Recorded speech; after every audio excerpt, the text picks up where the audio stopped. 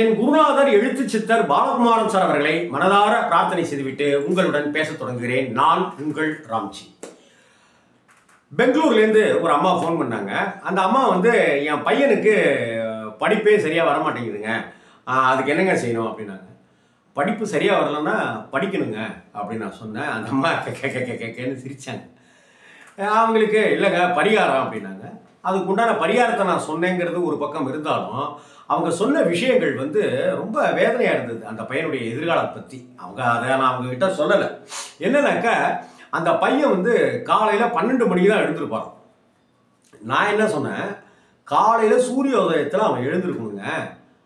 அவனுக்கு சூரியனுடைய பெயரை வச்சிருக்கீங்க, ஆனால் சூரியன் வரும்போது அவன் நிற்க வேணாமா, அதனால் சூரியன் பார்க்கணுங்க அப்படின்னாங்க. இல்லைங்க 12 மணிக்கு தான் எந்திரிப்பான் அப்படின்னாங்க.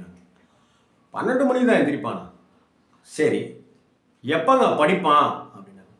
படிக்கவே மாட்டேன்றாங்க அப்படின்னு. சரி, சாயந்தரமாவது வீட்டில் உட்காந்துருப்பானா? சாயந்தரம் இருட்ட ஆரம்பிச்சிருச்சனால அவன் ஃப்ரெண்டுங்களோட ஊர் சுத்த போயிடுறாங்க.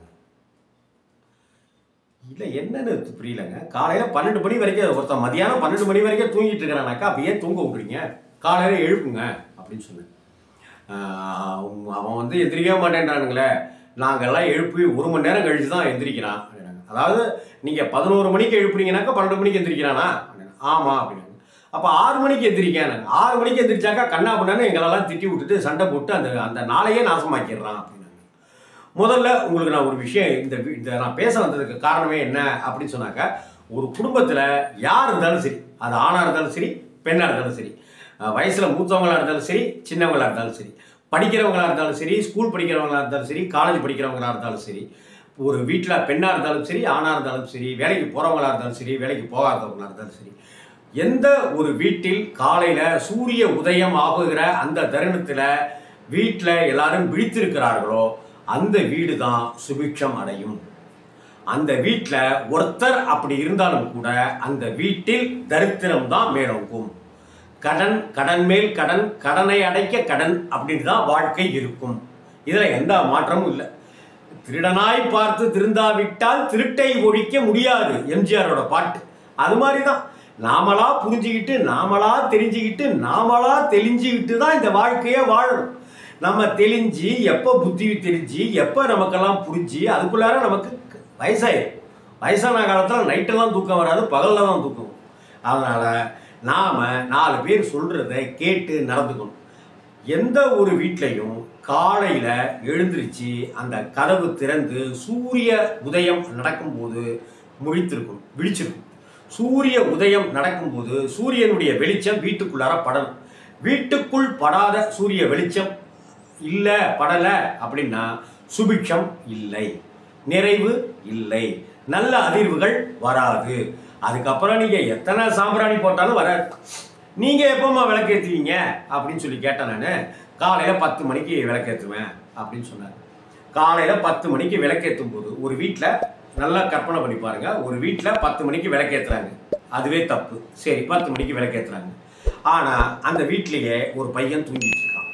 இப்போ இங்கே விளக்கு ஏற்றுனதுனால ஸ்ரீதேவி வருவாளா, இல்லை தூங்கிட்டு இருக்கிறதுனால மூதேவி வருவாளா? அக்கா வருவாளா, தங்கச்சி வருவாளா? இந்த குடும்பம் நல்லா இருக்கணும்னு நான் மட்டும் பிரார்த்தனை பண்ணினா போதுமா? நான் பண்ணணும், என்னுடைய மனைவி பிரார்த்தனை பண்ணணும், என்னுடைய குழந்தைகளும் பிரார்த்தனை பண்ணணும். அதுக்கு தான் நான் தொடர்ந்து வலியுறுத்திக்கிட்டே இருக்கேன் கூட்டு பிரார்த்தனைங்கிற விஷயத்துக்கு. தொடப்பக்கட்டை மாதிரி என்ன நீ தூக்க வேண்டி கிடக்கு அப்படின்னு குழந்தைகளை திட்டுறாங்க. தொடப்பக்கட்டைன்னு திட்டக்கூடாது, விளக்குமாறு அப்படிங்கிற வார்த்தையெல்லாம் பயன்படுத்தக்கூடாது. அதெல்லாம் அமங்கல சொற்கள். கண்ணா எழுந்துருடா அப்படின்னாக்கா எழுந்திருக்க மாட்டேங்கிறானே அப்படின்னாக்க நீங்கள் 4 தடவை கண்ணா ராஜா எழுந்திருப்பான்னு 4 நாள் சொல்லுங்கள். 5ஆவது நாள் இவ்வளவு கெஞ்சி கேட்குறாங்களே அப்படின்னு சொல்லி எழுந்திருக்க ஆரம்பிச்சிடும் குழந்தைங்க. அதனால் உங்கள் பசங்க உங்கள் வீட்டில் இருக்கிறவங்க காலையில் சூரிய உதயம் ஆகும்போது எழுந்திருக்கணும். சூரிய உதயத்தின் போது அவங்களுடைய உடலில் சூரிய கதிர்கள் அது படணும். அதுதான் ஒரு நல்ல வைப்ரேஷன், அதுதான் புத்தியை தெளிவாக்கக்கூடியது. நான் திரும்ப திரும்ப சொல்கிறேன், புத்தியில் தெளிவு வரணும். புத்தியில் தெளிவு வந்தால் தான் கூர்மையான சிந்தனை கிடைக்கும். கூர்மையான சிந்தனை கிடைச்சாதான் நாம் செய்கிற காரியங்களை ஒன்றி செய்ய முடியும், இன்வால்மெண்ட்டோடு செய்ய முடியும். அப்படி இன்வால்மெண்ட்டோட செய்கிறது, படிக்கிறதா இருந்தால் பாஸ் ஆகிடுவாங்க, வேலை செய்கிறதா இருந்தால் ப்ரமோஷன் கிடைச்சிடும். இதுதான் சூட்சமம். சூரிய உதயத்தின் போது அந்த வீட்டில் யாராவது ஒருத்தர் உறங்கி கொண்டிருந்தால் கூட ஒன்றுமே நடக்காது. இல்லைங்க, என் பையன் ஐடி கம்பெனியில் வேலை பார்க்குறான், பிபிஓ கம்பெனியில் வேலை பார்க்குறான், நைட்டு வேலை பார்த்துட்டு காலையில் தாங்க தூங்குவான் அப்படின்னாக்க அந்த பையனை நைட்டு வேலை பார்க்கட்டும், ஆனால் காலையில் வீட்டில் வந்து குளிச்சுட்டு ஒரு காஃபி டிஃபன்லாம் சாப்பிட்டுட்டு சூரிய உதயம்லாம் வந்த பிற்பாடு அந்த நமஸ்காரம்லாம் பண்ணிவிட்டு அதுக்கப்புறம் தூங்க சொல்லுங்கள். அதில் ஒன்றும் தப்பு கிடையாது, தோஷம் கிடையாது, பாவம் கிடையாது. அதை முதல்ல புரிஞ்சுக்கிட்டு சூரிய உதயத்தின் போது வீட்டில் இருக்கிறவங்கள எழுந்திருக்க வைங்க. சூரியனுடைய கதிர்கள் நம்ம வீட்டுக்குள்ளார படணும், நம்ம தேகத்தில் படணும். அது பெரிய தேகத்துக்கும் ஆரோக்கியம், புத்தியையும் வலுப்படுத்தக்கூடிய விஷயங்கள்.